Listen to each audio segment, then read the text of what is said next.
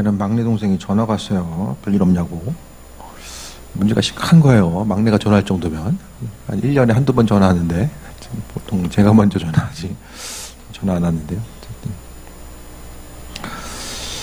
외부의 시선은 우리는 전쟁터 한가운데 있는 것 같은, 다른 지역에 있는 목사님들도 심히 걱정을 하고 그러는데, 맨날 똑같은 얘기하지만, 목회하기 쉬웠던 적은, 제가 목회한 이후로는 별로 없었던 것 같아요. 환경이 편안하거나 우호적인 적은 별로 없고, 어쨌든 상당한 그 어떤 긴장감 가운데서 이 목회해야 되는 거, 우린 심히 많이 모여요. 제가 생각하기에는 새벽, 낮, 저녁, 어쨌든 간에 참 우리가 많이 모이죠. 기도해야 됩니다. 많이 모이는 우리들은 기도하고 하나님의 은혜를 간구하는 거, 그분의 인도하심과 예비하심을 간구해야 되는 그 어느 때보다도 또 중요한 시기가 아닌가라는 생각을 하게 되고요. 그 결정적으로 인생 행복하게 살자고 하잖아요, 제가. 그러니까 어려운 일이 가중되면 가중될수록 내가 지금 느끼고 있는 이 행복한 거, 마음의 기쁨과 어떤 평안함에 대한 것들 자체가 이제 외부적인 그 환경적인 어려움이 내가 누리고 있는 기쁨에 대한 이 본질 자체가 어떤 것인지를 다시 한번 생각하게 하는 것 같아요.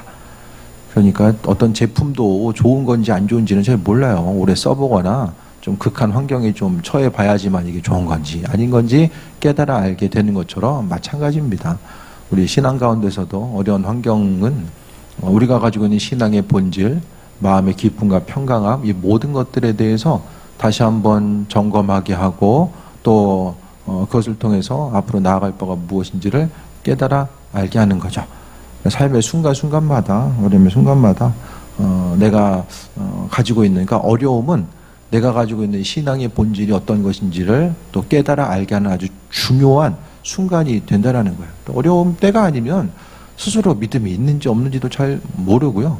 고난에 대한 그 나 자신의 태도 또 행함 자체가 또 본질적으로 어떤 것인지를 이제 비춰주는 아주 중요한 계기가 됩니다.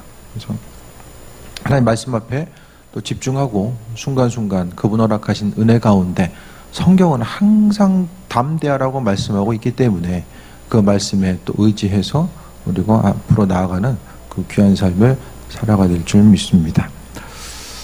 그래서 요즘에 저는 상추 키우는 게 조금 일상 가운데 아주 중요한 거.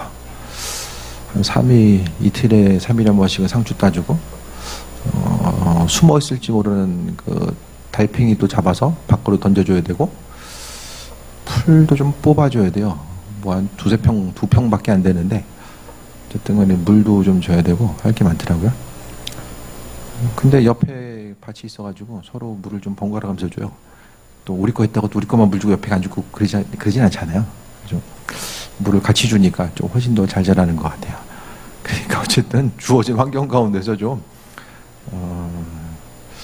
그것도 하나의 좀 이렇게 풀이라도 뽑으면서 좀 쉬어라. 또 하나님 허락하시 은혜일 수 있으니까 여러분도 그런 뭐 작은 일상 가운데서 좀 쉼을 누릴 수 있는 것들에 대해서도 다시 한번 좀 발견하는 것도 뭐 집에서 좀 화초라도 키우시든가 아니면은 같이 올라가셔서 풀이라도 뽑으시든가 여러 가지를 좀 발견하는 것도 괜찮지 않을까라는 생각을 좀 해보게 됩니다.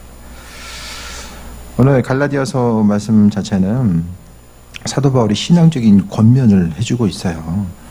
요즘의 시기는 신앙적인 권면 자체가 익숙하지 않죠.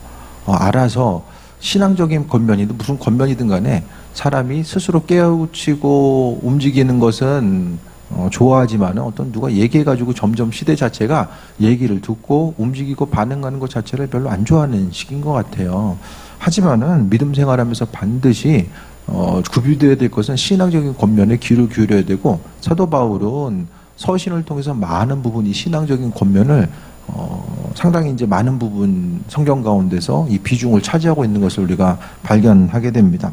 그래서 갈라디아 교인들을 향하여서 오늘 이야기하는데 사도 바울을 향해서 좀 우호적인 교회가 있었던가 하면 그렇지 못한 경우도 있는데, 제가 이제 재작년 또 작년 좀 일부분 갈라디아서의 그 내용들을 말씀드리면서 결코 옛날에는 좋았던 그 관계성이 이제는 좀 흔들리게 되었었던 그 유대교인들이라고 하는 그 근본주의자들, 율법으로서 구원받을 수 있다라고 이야기하는 이들이 갈라디아 교회에 사도 바울이 떠난 사이에 들어와서 또 여러 가지 진리를 왜곡하는 일들이 나타났을 때에 사도 바울은 오늘 본문 가운데 믿음으로 권면하고, 그러니까 사도의 역할은 복음 전하고 또 믿음이 흔들리는 그들에게 믿음의 본질이 무엇인지를 깨달아 알 수 있도록 그 위치와 방향성을 잡아주는 것 자체가 아주 중요한 역할을 하게 됩니다. 이 땅 가운데서 이 일들은 누군가는 또 감당을 해야 되거든요. 이 땅에서 지금 한국교회의 상황 가운데서 점점 더 이 목회자의 직임을 감당하는 것 자체가 정말 쉽지 않은 시대를 정말 살아가거든요. 물론 뭐 평신도도 동일한 어려움들이 있겠지만은, 하지만은 또 목회자의 이런 직분 자체를 누군가는 또 감당해야 될 일들이기 때문에 하나님께서 맡겨주신 것에 대해서 그래도 감사하고 또 믿음으로 감당할 수 있는 것 자체가 또 하나님의 또 은혜가 아닐까라는 생각을 또 해보게 됩니다. 그래서 6장 1절에 형제들아 사람이 무슨 범죄한 일이 드러나거든 신령한 너희는 온유한 심령으로 그런 자를 바로잡고 너 자신을 살펴봐. 너도 시험 받을까 두려워하라. 다른 사람들이 어려운 일 당하면은 정죄할 것이 아니라 나도 저와 같은 힘들고 어려운 일을 경험할 수 있다라는 것에 대해서 분명히 기억하고 바라볼 것에 대해서 말씀하고 있습니다.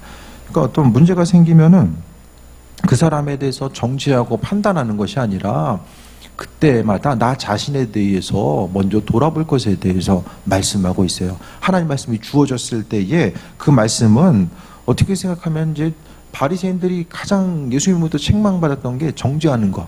그러니까 그들은 신앙을 지키고 율법을 지킨다라고 했을 때 율법을 안 지키는 사람들 향해서 정죄했거든요. 근데 중요한 것은 일상생활을 하는 사람들은 그 율법의 내용을 지키는 것이 너무나도 힘들다라는 거예요. 지금도 마찬가지잖아요. 그냥 전적으로 사역에 또 매달려 있는 이들과 밖에서 이제 사회생활을 하는 이들이 믿음 생활 가운데 또 기도 생활도 마찬가지고 좀 어려움이 있잖아요. 그러니까 율법의 내용들을 잘 지키고 나아가는 것이 종교 지도자들 또 바리새인들은 어느 정도 가능했지만은 일상생활하는 사람들은 그게 정말로 힘들었던 거예요. 그런데 바리새인들은 그 일반 그 사람들을 통해서 그들을 바라보면서 정죄했던 거예요. 근데 성경에서 말하는 바리새인들은 다 종교 지도자들만 바리새인이 아니에요. 일반인들도 바리새인들이 있어요. 바리새인들은 하나의 분파이고 어떤 그 모집 단위, 집합체였기 때문에 지금으로 이야기하면 약간 정당이라고도 비슷할 수 있고 여러 가지 의미성을 갖는 것이 또 바리새파, 지파의 어떤 보수적인 신앙을 가지고 있었던 것이 이제 바리새파의 모습입니다. 오늘 말씀을 통해서 시험 받을까 두려워하라는 거예요. 그러니까 성경을 통해서 보게 되면 교회 안에서의 어떤 문제가 있을 때 그 사람을 통해서 서로를 향해서 정죄하는 이들이 있었기 때문에 사도 바울은 정죄하지 말고 그런 사람들을 바로잡고 또 다시 한번 세워 나갈 것에 대해서 말씀하고 있습니다. 교회 가운데서는 분명히 서로 맞춰주고 좋은 얘기하는 것도 참 좋은데 공동체 가운데서는 분명하게 옳고 그름이 또 분별되어야 될 때는 또 있다라는 거예요. 그냥 뭐 이렇게 가다 보면 언젠간 하나님 원하시면 알아서 깨닫게 하시겠지. 알아서 깨닫게 하실 수도 있지만은 하나님께서 우리에게 그 깨달아 알 수 있도록 지혜와 지식의 말씀을 전달해야 되는 이런 것들도 분명하게 존재한다는 것을 이야기합니다. 그래서 어떤 힘들고 어려운 상황 가운데 있을 때에 그들을 또 바로잡을 뿐만 아니라 시험을 받을까 두려워하라라고 이야기합니다. 그러니까 나 자신의 연약함에 대해서 기억하고, 그러니까 오늘 본문 가운데서도 이 관계성을 통해서 사람이 성장하게 돼요. 서로 어울림과 부딪힘을 통해서 사람의 믿음이 성장하고 앞으로 나아갈 수 있다라는 거예요. 혼자서는 죽었다 깨나도 믿음 성장 못합니다. 아무리 뭐 기도를 정말 오래 하고 말씀을 많이 봐도 상당히 폭이 좁을 수밖에 없다라는 거예요. 그래서 우리는 관계를 통해서 서로를 또 생각할 때마다 첫 번째로 이야기하는 것이 시험을 받을까 두려워하라 라고 이야기하는 것. 시험 받을까 두려워하라는 것은 나도 저 사람과 같이 될 수 있다는 것에 대해서 기억하고 분명히 마음과 생각을 또 다시 교정하고 하나님의 선하신 뜻과 인도하심과 예비하심을 돌아볼 것에 대해서 말씀하고 있습니다. 그 다음에 너희가 짐을 서로 져라 라고 이야기합니다. 두 번째 권면 자체가 짐을 서로 지라. 이 짐을 서로 지라는 것은 뒤에 보면은 또 5절을 통해서 각각 자신의 짐을 져라. 다른 사람의 짐을 지고 나 자신의 짐을 져라. 다른 사람들이 힘들고 어려웠을 때 그 짐을 함께 지고 나아가는 이런 과정들 자체에 대해서 말씀하고 있어요. 그래서 교회 공동체가 중요한 것은 짐을 서로 줘야 되기 때문에 내 짐을 다 옆 사람한테 그냥 던져주는 게 교회 공동체가 아니라 서로 짐을 같이 지는 것 자체가 바로 교회 공동체예요. 그럼 내 짐도 무거워요. 남의 것까지 같이 돼야 돼. 같이 지려면 어떻게 됩니까? 능력이 있어야지, 능력. 능력이 없으면은 나도 힘든데 옆 사람 거 지려면은 같이 쓰러지잖아요. 아무 유익이 없어요. 그 능력 자체가 하나님의 도우심과 인도하심에 대한 그 풍성한 능력. 그러니까 여기서 중요한 것은 공급받음 자체가 너무나도 중요하다는 거예요. 그러니까 내가 공급받지 못하면은 넘어지게 됩니다. 그러니까 사람이 정말로 유한하고 연약한 존재일 수밖에 없는데 그래도 우리가 말씀 가운데서 어떤 일을 행하고 가능한 이 모든 것들은 바로 하나님께서 그 짐을 질 수 있는 힘과 능력을 허락해 주시기 때문에 그러니까 날마다 우리는 그 공급받는 것에 대해서 기억해야 되고 주님에 대해서 생각할 때마다 그 믿음의 깊이 자체는 예수님과 나와의 그 관계성 그리고 내 안에 계신 그분에 대해서 얼마나 깊이 경험하고 인도하심마다 나아가는가 이것에 대해서 분명히 돌아봐야 됩니다. 그러니까 환난과 어려움의 시기일수록 내 안에서 살아 역사하시고 만나주시는 그분과의 풍성한 교제함의 자리로 나아가지 못하면은 삶의 순간순간이 더 어려움에 봉착할 수밖에 없다라는 거예요. 삶의 여정 가운데 계속해서 깊이 이제 그 관계성 가운데 머무르지 않으면은 계속해서 또 어려움을 경험할 수밖에 없다라는 거죠. 그러니까 기도의 자리에 나와서 내 삶의 여정 가운데 만지시고 인도하시고 예비하심을 경험하지 못한다라고 한다면 그만큼에 있어서의 채워지지 못함은 또한 어떠한 그 영적인 손실, 육적인 손실로 나타날 수밖에 없다라는 것을 말씀드립니다. 그래서 힘들고 어려웠을 때에 우리는 서로 짐을 서로 지라는 것.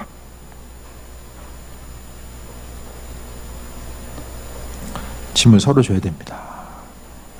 짐을 서로 지기 위해서는 누군가가 그 자리를 또 지키고 있고 또 인도하심 따라서 나아가는 거죠.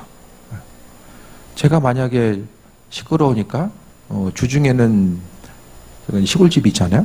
시골집에 주중에 요양 갔다가 주일 예배 싹 드리고 그다음 이제 끝나고 다시 이제 내려갔다가 이제 한 번씩 하면은 서로 이제 순간을 할 수 있겠지만은 그래도 우리가 짐을 같이 지려면은 누군가는 또 공급받음을 통해서 자리를 지키고 또 인도하심 받아 나아가는 이 교회가 하나님의 은혜와 인도하심으로 채움받고 내가 채워지니까 옆 사람이 채워지는 것을 또 도와줄 수 있고 서로 채워짐 가운데 있다 보면은 그 안에서 하나님의 이끄심과 인도하심을 더욱더 경험할 수 있는 이 은혜들이 더 풍성해질 수 있다라는 거예요. 그러니까 우리는 뭐 짐을 지는 것도 마찬가지로 내 스스로의 것을 어떤 것을 계속 짜내가지고 이것을 자가 발전해서 이거 할 수 있는 게 아니라 이 공급받고 나아가는 거, 이 성령의 인도하심도 마찬가지고 기름 부으심도 마찬가지고 공급받아서 나타내는 거 이것밖에는 없다라는 거예요. 그러니까 우리는 어려움에 대할수록 항상 이 공급받음의 과정 자체를 생각해 봐야 됩니다. 그리고 이전에 그리스도의 법을 성취하라라고 합니다. 성령의 인도하심과 예비하심, 그리스도 예수께서 복음을 통해서 행하시고자 하는 그 수많은 일들에 대해서 이야기하는 것이고, 그리고 3절에 만일 누가 아무것도 되지 못하고 된 줄을 생각하면 스스로 속임이다라고 이야기합니다. 사람이 스스로 정말 많이 속아요. 근데 속지 않을 수 있는 것은 이 어려움의 시기를 경험하다 보면 속지 않아요. 내가 누구인지 내 믿음의 분량과 또 내 마음과 생각을 지키고 나아가는 과정 가운데서 어려움이 있을 때는 분명하게 나 자신의 모습이 그대로 드러나거든요. 그러니까 하나님께서는 때로는 나 자신의 믿음에 대해서 스스로 깨달아 알도록 하시기 위해서 나 스스로 속이는 거. 속이려고 이제 속이는 것이 아니라 모르는 거죠. 내가 가지고 있는 믿음의 본질이 어떤 분량인지를 잘 모르는 거예요. 그러니까 습관적으로 어떤 행동을 반복하다 보면 또 다른 사람들과 비교한 가운데서 나는 저 사람보다는 좀 나은 사람이야 라고 생각하면서 스스로 속게 되는 거죠. 하지만은 하나님께서는 우리가 항상 깨어서 관계성 가운데서 나 자신이 누구인지를 깨달아 알게 하시고 그 관계 가운데서 하나님은 일하심으로 인하여서 우리의 삶의 여정 가운데 그분의 살아계심을 비치시고 또 내가 살고 옆 사람이 살아갈 수 있는 이런 온전한 관계성이 구비될 수 있다는 것에 대해서 말씀합니다. 그러면서 4절에 각각 자기의 일을 살피라.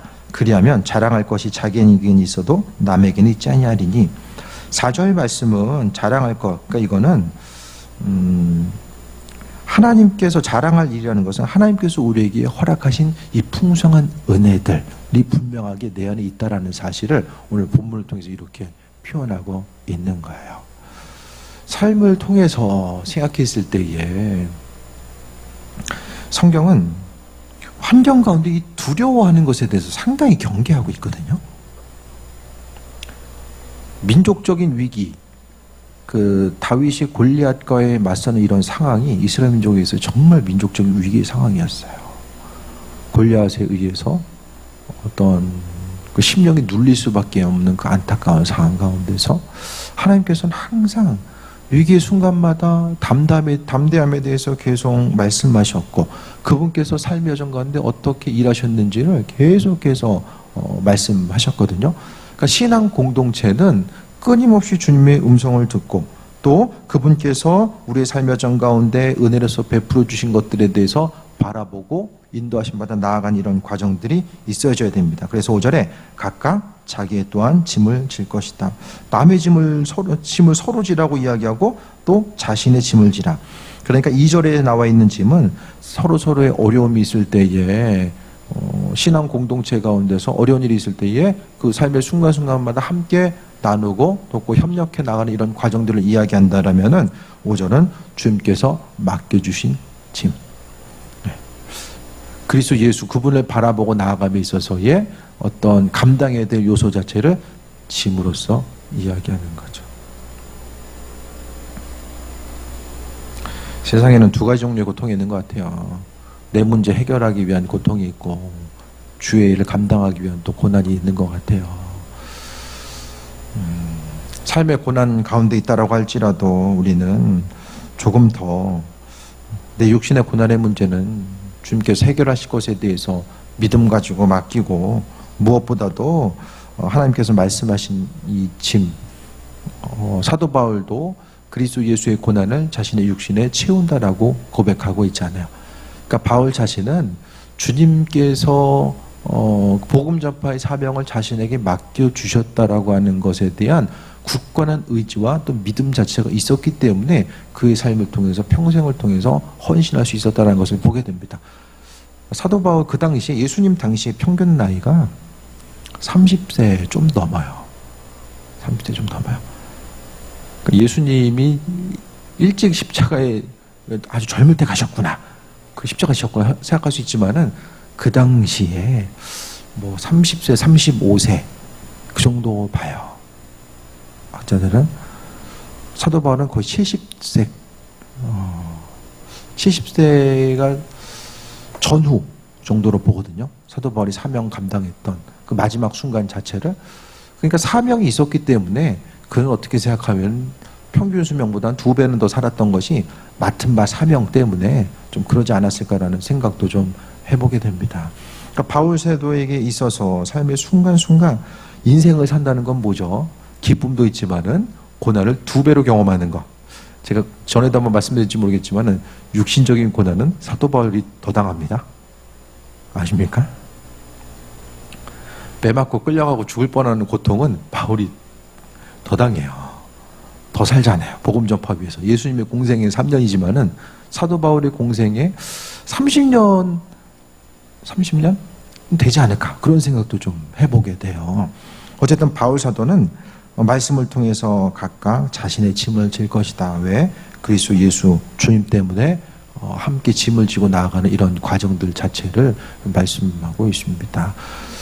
그러니까 10년 가운데서 이제 여러 가지 눌리고 어려운 일이 있다라고 했을 때에 그 중심 자체는 그리스도 예수 그분 때문에 어려울 수도 있지만은 한편으로 생각하면은 그 어려움의 순간 그분의 시선이 항상 그 한 사람 한 사람을 향하고 있었기 때문에 바울 사도는 고난과 어려움의 순간 자신의 짐을 지고 남의 짐을 또 대신 져야 되는 이런 상황들 자체에 대해서 두려워하거나 피하려고 했던 것이 아니라 오히려 그 고난의 순간을 감사함으로 맞이하고 앞을 향해 나아가고자 했었던 이런 순간순간 자체를 말씀하고 있습니다. 그래서 사도 바울은 신앙적인 권면 가운데서 첫 번째 단락을 통해서 이야기하는 것이 서로 짐을 지고 또 서로 서로를 향해서 살피고 나 자신의 믿음이 어떤 그 분량의 소유자인가를 스스로 돌아보고 나아갈 것을 이야기하고 있습니다. 6절이 이제 두 번째 파트를 보게 되면 가르침을 받는 자는 말씀을 가르치는 자와 좋은 것을 함께 하라라고 이야기합니다. 약간 독립구절처럼 들어가게 되는데 함께함을 통해서 가르치는 자와 좋은 것을 함께 하라고 또 이야기하는 것은 이게 왜냐면은 지금 사도 바울이 갈라디아 교인들과의 관계성이 깨져 있는 상태거든요. 그러니까 중요한 것은 담임 목회자와의 지금 현재적인 의미성을 통해 보게 되면 하나님 허락하신 축복과 은혜는 담임 목회자와의 친밀함 가운데서 반드시 존재하게 됩니다. 그러니까 하나님께서 허락하신 은혜와 축복은 신앙인들의 축복은 교회 공동체를 향한 축복이거든요. 교회를 향한 축복이 그 교회에 속한 이들 한 사람 한 사람을 통해서 흘러가는 것이 하나님의 방법이고 하나님의 법칙입니다. 그러니까 그 이스라엘 민족들이 하나님의 합한 자로서 그러니까 그들이 이제 민족 따로 국가 따로가 아니라 또 교회 공동체 그 신앙 공동체 따로 다른 거 따로가 아니라 항상 하나의 줄기를 통해서 연결되었음을 우리가 발견하게 됩니다. 그래서 말씀을 가르치는 자와 좋은 것을 함께하라는 것은 그러니까 하나님의 말씀을 맡은 자로서 전하고자 했을 때에 어떤 교회의 공동체에서의 그 대표성을 이야기한다고 한다면 어쨌든 담임자의 역할 자체는 말씀을 전하는 자 또 좋은 것을 함께 한다라는 것은 의미가 삶을 공유한다라는 의미성도 되거든요. 그러니까 그것을 통해서 담임 목회자와 삶을 많은 부분 공유한다라는 것은 신앙 공동체 가운데서 말씀을 듣고 또 말씀으로 변화되고 그 가르침 가운데 또 하나님의 은혜 가운데 머물고 있다는 것에 대한 하나의 증거가 되기 때문에 이 관계성을 통해서 하나님께서 허락하신 예비하심과 인도하심이 있다는 것을 말씀하고 있습니다. 담임 목회자와 사이가 너무 안 좋은데 하나님 허락하신 신앙적인 축복을 받았다는 얘기 들어보셨습니까? 이 존재할 수가 없는 얘기거든요. 그러니까 중요한 것은 말씀을 가르치는 자, 목회자뿐만 아니라 그 셀 리더들과의 그 관계성 가운데서도 마찬가지로 이 관계를 통해서 계속 제가 강조드리지만은 하나님의 복과 인도하심은 관계를 통해서 반드시 주어질 수밖에 없다라는 것에 대해서 말씀하고 있습니다. 그래서 믿는 자로서 우리의 삶은 항상 그 선하심과 인도하심, 그 예비하심에 대해서 돌아보고 나아가는 거죠.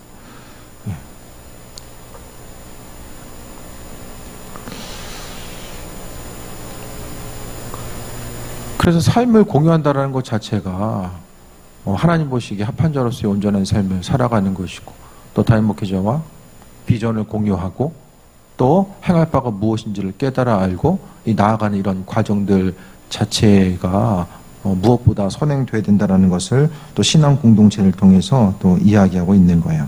그래서 점점 더 이제 그 말세가 되면 될수록 교회에 있어서의 담임 목회자의 역할이 더 강조될 수밖에 없는 것 같아요.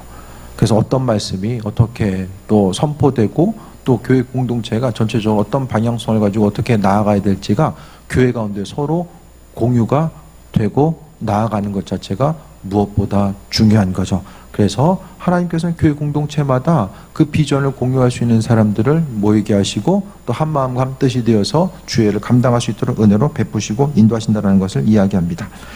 7절에 세 번째 파트를 보게 되면 스스로 속이지 말라. 하나님은 업신여김을 받지 아니하시나니 사람이 무엇으로 심든지 그대로 거두리라라고 합니다. 말씀을 가르치는 자와 좋은 것을 함께하는 것과 또 7절 말씀에 심는 대로 거둔다라는 것을 또 연결시켜 보았을 때에 또 함께 나누고 베풀고 또 한 방향으로 나아가는 것 자체가 또 심는 대로 거두는 이 온전한 삶의 모습 자체를 말씀하고 있습니다. 여러분 어떻습니까? 심는 대로 거둔다라는 것에 대해서 동의하십니까?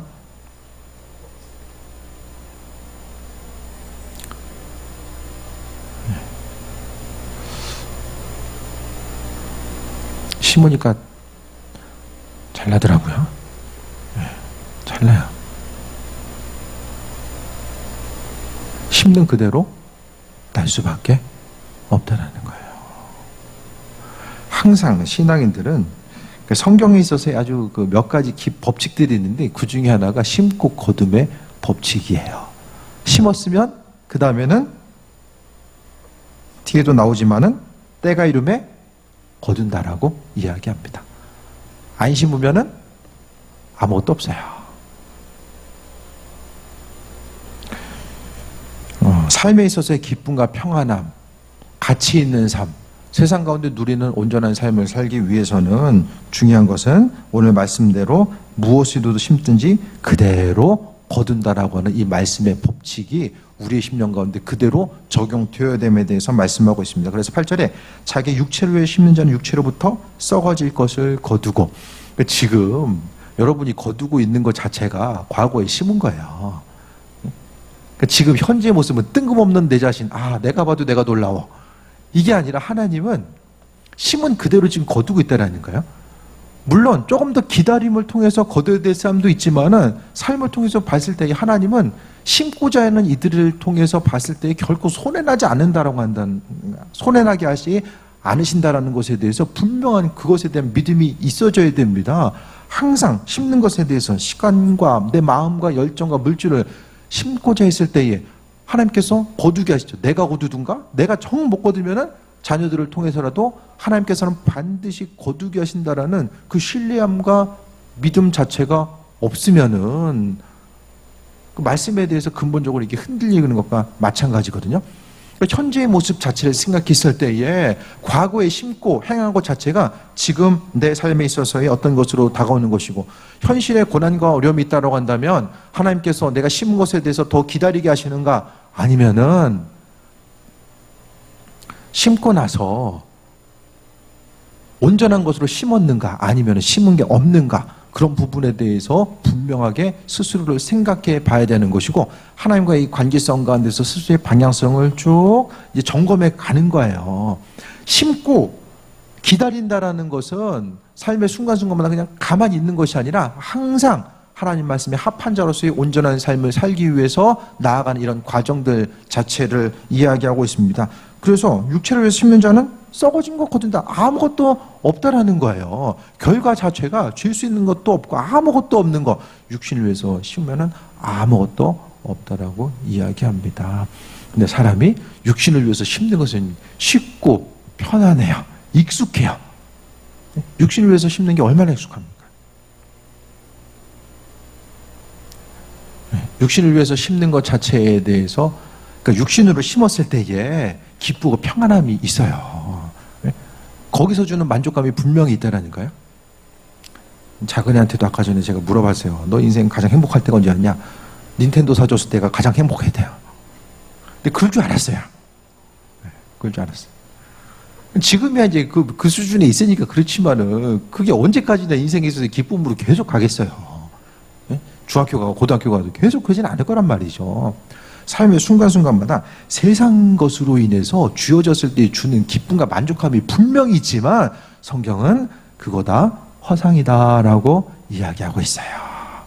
지금 눈에 보이는 그것을 위해서 간절히 소망하고 기도한 그것들이 이루어진다고 한들 그것으로 인한 기쁨이 얼마 못 간다라는 거예요. 그 지나가고 나면 또 하나 오고 또 하나 오면 결국에는 계속해서 바라고 원하는 삶을 살다가 썩 없어질 것들을 심다가 사라지는 거죠. 하지만 성령을 위해 심는 자는 성령으로부터 영생을 거두리라. 썩어지지 아니할 것에 대해서 거둔다라는 거예요. 성령을 위해서 심는다라는 게 뭘까? 성령은 어떤 일 하십니까? 성령이 하시는 거. 하나님의 깊은 것까지라도 통달하게 하시는 것. 그러니까 하나님의 뜻과 인도하심을 비춰주는 역할을 바로 성령께서 행하신다라는 거예요. 그러니까 성령을 위해 심는다라는 것은 하나님이 기뻐하신 일들을 위해서 내 삶에 주어진 것들을 그리로 헌신하고 나아가는 이런 과정들 자체에 대해서 말씀하고 있는 거예요. 그래서 삶의 순간순간마다 지난날의 삶의 여정 자체가 어떠셨습니까? 성령을 위해서 심는 삶을 사셨습니까? 그렇다면은 이제는 어려운 일이 있어도 기다리는 거예요. 하나님의 합한 자로서의 삶을 살고자 그 자리를 지키고 기다리는 거죠. 심은 게 없다고 한다면 어떻게 됩니까? 이제 심어야죠. 과거나 현재나 똑같으면 앞으로도 거둘 게 없어요. 하나님의 계산법은 우리가 생각하는 것보다 정말 정확합니다. 그분의 방법, 일하심 자체는 사람이 생각할 수 없고 상상할 수 없는 방법으로 채우기도 하시고 가져가기도 하시고 그분, 그러니까 하나님의 그 성경을 통해 발견할 수 있는 하나님은 정확하게 아주 숫자에 능하신 분으로서 발견돼요. 하나님은 하나님의 정확한 법칙과 원칙에 의해서 움직이시는 분. 그래서 심는 대로 거둔다라는 거. 그러니까 우리의 삶을 통해서 바라봐야 될 것은 육체를 위해서 심기보다는 성령을 위해서 심는 것이고 성령을 위해서 심는 삶을 살기 위해서는 모든 것이 다 주의 것이라는 것. 모든 것이 다 주의 것이라는 사실에 대해서 기억하고 나아가는 사람들이 심는 삶을 살아갈 수 있고 거두는 삶을 살아갈 수 있다는 거예요. 그래서 저는 이제부터라도 교회 가운데서, 저희 교회 가운데서도 뭐 여러 가지가 있겠지만 좀 이렇게 재정적인 돌파가 좀 더 있었으면 좋겠다라는 생각.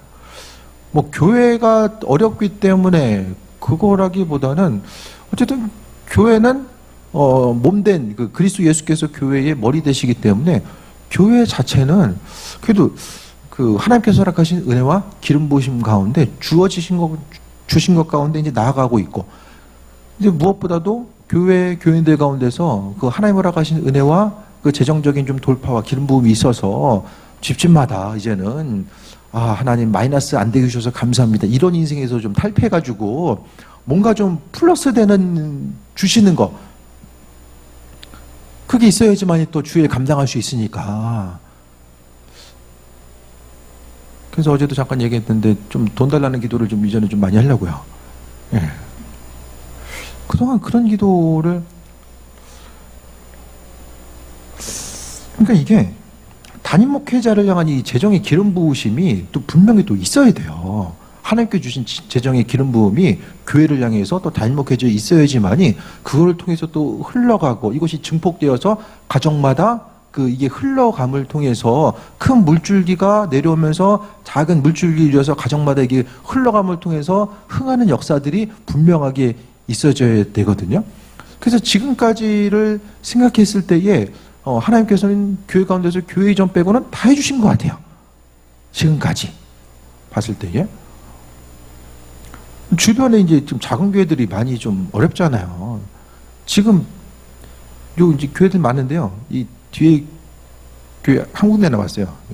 2개밖에 없어요. 나머지 교회들은 이제 문을 닫거나 이전하거나 이런 좀 상태거든요. 그러니까 좀 상황 자체가 많이 좀 어려운 상태로 지금 살아가고 있는 거죠.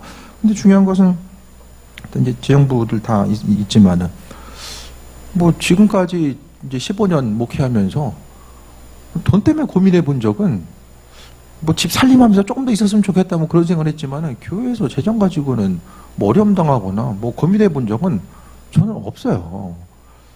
그래서 어쨌든 간에 주일날도 생각했던 게 좀 줄 수 있는 교회에서 목회하는 게 참 감사하고 행복하다. 제가 그런 생각도 좀 했었거든요. 그래서 교회에 오는 이들마다 과잉교회 가가지고 망해서 갔다는 사람은 제가 보기엔 없어요. 지금까지. 생각해도 없어요. 제가 먼저 생각을 했어요. 없어요. 그래도 매년 조금씩이라도 하나님께서 부어주신 은혜들을 경험하면서 지금까지 오지 않았나. 그러니까 지금까지의 삶의 모습이 하나님께서 지금까지는 어느 우리의 삶의 기반을 좀 닦고 나아가는 이런 과정이었다고 한다면 이제부터는 좀 주님께서 주신 것들을 통해서 주변을 향해서 더 흘려보내는 이런 삶, 그러니까 성령을 위해서 심고 거둘 수 있는 그 은혜, 주님 그 있는 것 자체를 좀 구하는 것도 제가 어려우니까 채워주세요 이거 하고 주의 일 좀 더 감당하고 인도하심마다 나아가기 원합니다에 대해서 소망하고 주님 한 번만 믿어주세요. 제가 좀 열심히 좀 쓰임 받겠습니다. 이런 차원의 기도는 좀 다르지 않을까라는 생각을 해보게 되거든요. 그래서 때 되면 알아서 주시겠지. 물론 그럴 수도 있지만은 그거보다는 지금의 시기는 조금 더 적극적으로 달라는 기도가 좀 건강도 주시고 좀 재물도 주셔서 주여 감당하고 힘들고 어려운 이 시기 가운데 정말로 많은 것을 향해서 흘려보낼 수 있는 그게 이제 성령을 향해서 성령을 위해서 심는 삶을 이야기하는 거죠. 그래서 어쨌든 간에 그 주일에도 좀 부의 이동을 말씀드렸지만 하나님 허락하신 부의 이동이 좀 교회를 향해서 더 충만하게 있기 원합니다. 제가 좀 더 많이 주셔가지고 교회 이전하고 뭐 교회 짓고 저는 뭐 그것보다는 거긴 지금 별로 관심이 없어요. 뭐 하나님께서 주실 것에 대해서 뭐 성전 이전에 대한 기도는 해야 되겠지만 그것보다는 좀 주셔야 됩니다라고 하는 것 자체는 조금 더 주의 일에 대해서 좀 있어야지 더 감당할 수 있으니까 그 차원에 대해서 이야기하고 그러니까 여러분들도 나는 별로 재정적인 것은 관심이 없고 그냥 이대로 좋습니다. 그냥 이렇게 그냥 쭉 가겠습니다. 하는 분들은 그냥 그렇게 기도하시면 돼요. 하시는 대로 하면 되는데 삶을 통해서 이제는 좀 다른 차원에서 나 자신에게 좀 머무는 것에 좀 넘어서서 뭔가 좀 외부를 향해서 선한 영향력을 끼치고 하나님께서 정말 어떤 재정이라는 것은 하나님께서 살아계심과 인도하심과 역사하심을 바라볼 수 있는 아주 중요한 포인트 중에 하나거든요. 그래서 구약에서의 그 재정이라는 것은 영적인 축복을 또 함께 포함하고 있다고도 제가 말씀드렸어요. 그래서 그것에 대한 소망감이 있는 사람들은 최선을 다해서 헌신하고 드리고 그래서 좀 헌금도 많이 좀 하셨으면 좋겠어요. 정말 최선을 다해서 헌신하시고 당당하게 주님 좀 주세요 이렇게 그런 기도도 좀 하셨으면 좋겠어요. 필요한 것이 많잖아요.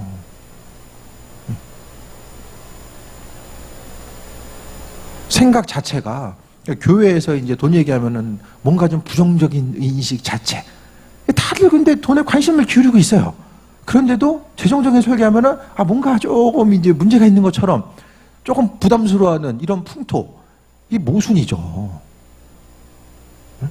재정적인 축복에 대해서는 듣고자 하지만 설교도 재정적인 축복에 관한 설교에 대한 조회수가 상당히 높아요. 보게 되면. 근데 헌신하는 것에 대해서는 다들 부담스러워하는 거예요. 이건 정말 그보다 더 큰 모순이었거든요. 그러니까 많이 헌신하고 주님 주신 것 가지고 증명하는 거예요. 먼저 내가 가진 거 주를 위해서 헌신하고 내가 성령 인도하심 가운데 심는 삶 그것이 재정은 하나의 눈에 보이는 거고요. 내 마음과 생각이 다른 곳에 있는데 재정을 심을 수는 없거든요. 내 마음의 중심이 주님을 향해 있고 심고자 합니다.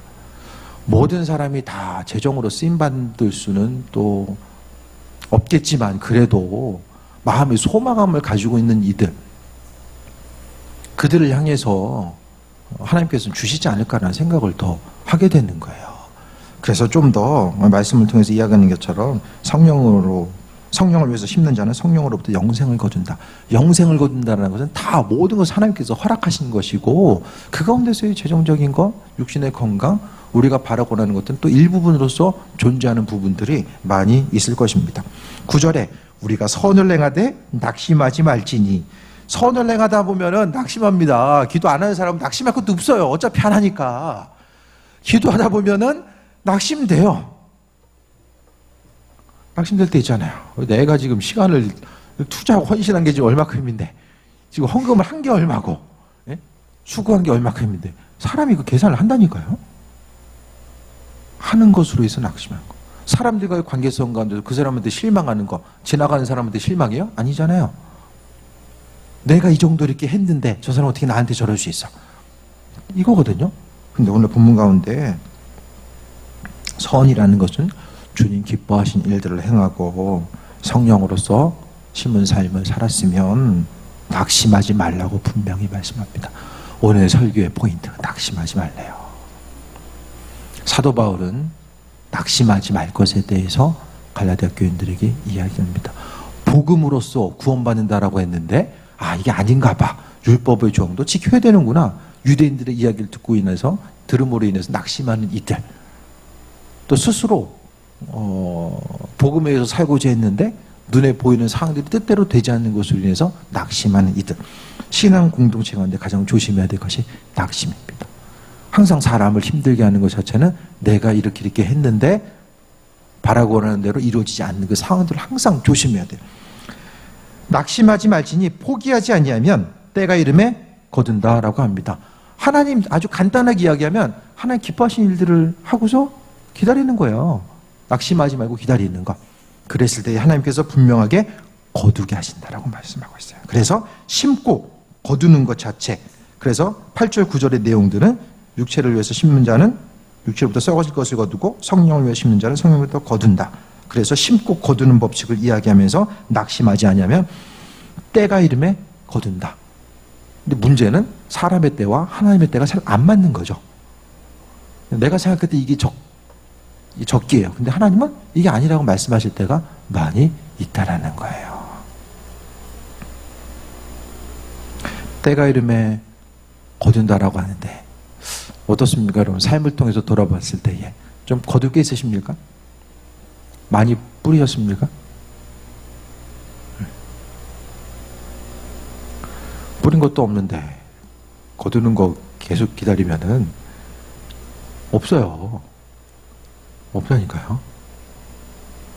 그러니까 지금 내가 누리고 있는 거는 누군가가 내가 뿌렸구나 아니면은 다른 누군가가 나를 위해서 뿌렸거나 이 둘 중에 하나가 있었을 때 지금 나 자신이 누리고 있는 거예요. 나도 안 뿌리고 뿌린 사람도 아무것도 없고 그냥 육신의 평안과 만족감을 위해서 살아가고 그것만 해서 구하면 그게 기복신앙이고 물질이 주인 된 거죠. 하나님 주인이 아니라 재정이 주인 된 거예요. 그러니까 하나님은 절대로 기다린다고 주어지는 것이 아니라 그냥 시간 가다가 그렇게 삶이 마무리되는 거예요. 수많은 사람들이 그 인도하심 따라 살지 못하고 그냥 마무리됩니다. 최선을 다해서 우리가 심어야 되고 그 다음에는 기다리는데 그 기다리는 것 자체는 제가 보기에는 하나님 말씀대로 살아가는 거예요. 그 말씀의 테두리 안에서 살아가는 거야. 이게 달팽이 뽑고 달팽이 뽑는 게 아니라 달팽이 찾아내고 풀 뽑는 게 이게 시간을 들여야 돼요. 정리를 해줘야 되잖아요. 흠이 안 나게. 마찬가지로 우리가 하나님의 말씀을 통해 스스로를 열심히 뿌리고 심었는데 그 다음부터는 죄 가운데 노출되면은 사단이 죄를 근거로 해서 내가 누려야 될 것들 또 가져가요. 이게 좀 먹는 거예요. 도둑 맞는 거예요. 그러니까 뿌렸다라고 한다면 도둑 맞지 않게 조심해야 돼요. 사단은 불법적으로 일하는 것보다는 불법으로 일하긴 하지만은 그 불법대로 일하는 것이 그래도 죄 때문에 죄를 근거로 해서 일하거든요. 그러니까 죄 때문에 하나님 허락하신 것들을 빼앗기지 않기 위해서 우리는 말씀을 통해 스스로 점검하면서 그 하나님 말씀 앞에 계속해서 붙들려 있어줘야 돼요. 그래서 기도와 말씀을 통해서 스스로를 날마다 점검하고 넘어져 있다가도 그래도 일어나고 주님 세임 주세요. 주님 앞에 붙어 있게 하시고 세임 주세요. 날마다 그것에 대해서 간구하는 삶을 살아가야 됩니다. 마지막 10절. 그러므로 우리는 기회 있는 대로 모든 이에게 착한 일을 하되 더욱 믿음의 가정들에게 할지니라 라고 이야기합니다. 그래서 9절 말씀을 통해서 보면은 포기하지 않으면 거둔다라는 것을 기다리라고 말씀하고 있고 이 기다림의 순간 자체를 뭘 해야 되냐? 믿음의 가정들에게 선한 일을 하라고 10절과 연결지어서 볼 수 있어요. 그것이 선한 일 자체가 죄 가운데 노출된 것이 아니라 이 관계성을 통해서 하나님 주신 것들을 흘려보내고 또 서로서로를 위로하고 권면하고 또 이것 자체는 오늘 그 서두에 나와 있는 것처럼 2절에 나와 있는 서로 짐을 지라는 것과 또 10절에 믿음의 가정들 착한 일을 하되 믿음의 가정들에게 할지니라는 것이 앞에 시작과 마지막이 연결됩니다. 그래서 1장과 그 2장 6장 2절에 나와 있는 짐을 서로 지라는 것과 또 10절에 나와 있는 믿음의 가정들에게 하라는 것이 이 중심을 이루고 있고, 그 중심, 그러니까 제가 가끔 햄버거 말씀드리잖아요. 위에 패티가 짐을 지라는 것, 그러니까 위에 빵이 짐을 지라는 것과 또 아래 빵이 믿음의 가정들에게 하라는 것과, 그 내용이 이제 중심으로 담겨져 있는 것이 스스로 겸손하게 심는 대로 거두는 삶의 모습 자체를 말씀하고 있거든요. 그러니까 심는 대로 거두는 삶을 살기 위해서는 뭐가 선행되어야 되냐? 서로서로 짐을 지고 믿음의 가정들을 향해서 하라는 거야. 다시 말씀드리면 심는 대로 거두고 또 인도하심 받아 나아가는 것, 또 하나님의 축복과 인도하심을 소유하는 것은 혼자 되는 것이 아니라 서두에 말씀드렸던 것처럼 하나님 축복은 관계를 통해 온다는 거예요. 관계를 통해서. 그러니까 죽어라고 기도해서 무슨 선을 쌓는 것처럼, 예? 그게 아니라는 거예요. 뭐 절에 가서 그냥 목표 이루기 위해서 죽도록 기도하고 이게 뭐 3,000번째 하고, 이게 우리는 그걸 통해서 복을 얻는 게 아니에요. 혼자 하나님과 1대1의 관계성 가운데 복을 얻는 게 아니라는 거예요. 성령에서의 모든 복은 다 관계를 통해 와요. 저 사람 때문에 내가 복을 받는 것이고, 저 사람을 향해서 흘려보내기 때문에 하나님께서 내게 주시는 것이고, 관계 떠나면 아무것도 없습니다. 그래서 믿음의 공동체가 중요한 것이고, 관계성이 중요한 것이고, 가르침을 받는 자, 말씀을 가르치는 자, 모든 좋은 것을 함께 하라는 것도 오늘 그 중심 구절 가운데서 놓여 있는 것도 그와 같은 이유가 있는 거예요. 그래서 여러 구절 이야기하지만 사도 바울이 말씀 정리합니다. 신앙 가운데 그 신앙의 권면을 하면서 그들 자체가 심는 대로 거두는 삶을 살아가야 된다는 것을 이야기하면서, 낙심하지 않으면 때가 이른다. 그렇기 때문에 성령을 위해서 심고 거두는 삶을 살아가야 되는데, 심고 거두는 삶의 핵심적인 것 자체는 하나님 마음의 하나님 마음에 합한 것으로서의 삶을 살아가는 것인데, 그것의 중심은 관계가 있다라는 거예요. 교회 공동체 가운데서의 관계, 가정에서의 관계, 각각의 속해 있는 곳에서의 관계. 그래서 이 관계성 자체가 주님의 사랑으로 회복이 안 되면 나머지 것들을 한 번에 일으키고 나아가는 것 자체가 힘들 수밖에 없다라는 거예요. 아무리 재정적으로 헌신해도 나 마음속에 상당한 다른 사람을 향해서 미움과 다툼이 있고 어울리지 못하고, 이런 것들이 마음속에 있고 하나님과 나와의 관계성 가운데 스스로 의롭다고 생각하는 것, 이것을 많은 사람들이 주님만 보시기에는 의로운 사람이야, 저 사람들은 말씀을 모르고 몰라서 저러는 거야, 이렇게 책망하는 사람들, 다른 사람에서 정죄하는 것, 그 부분을 향해서도 오늘 본문 가운데 찝어주고 있는 거예요. 관계가 중요합니다. 심는 대로 거두는 것. 내가 하나님 보시기에 많은 것을 심으니까 시간 기다리면은 이제 다 거둘 수 있겠지?